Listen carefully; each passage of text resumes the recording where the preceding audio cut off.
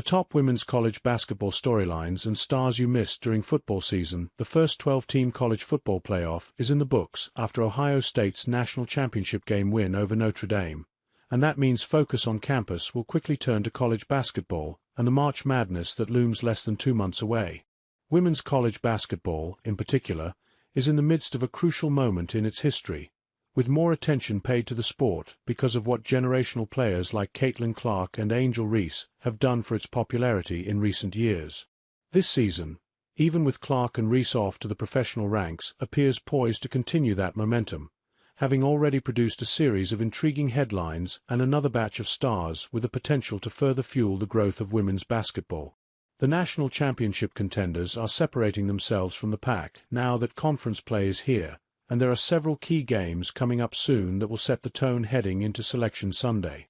If you haven't been paying attention to the women's college basketball season until now, here's a breakdown of some key trends and stories to track ahead of the 2025 NCAA tournament.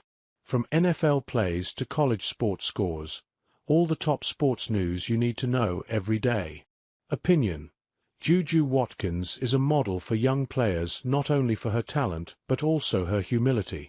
UCLA, LSU are only two undefeated teams left. Number 1 UCLA and number 4 LSU are the only women's college basketball teams without a loss through games played on Wednesday, January 23rd. Each team, however, is preparing to face another stern test in the coming days. The Bruins handed number 2 South Carolina its only defeat of the season in non-conference play, and have wins over Louisville, Michigan and Baylor during the best start in program history.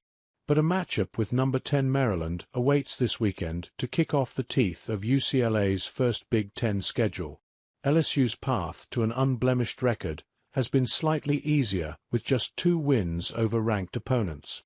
But coach Kim Mulkey's team has reeled off 5 straight victories and gets a chance to cement its status as a Final Four contender against South Carolina on Friday in a showdown delayed by 1 day due to inclement weather in the southeast.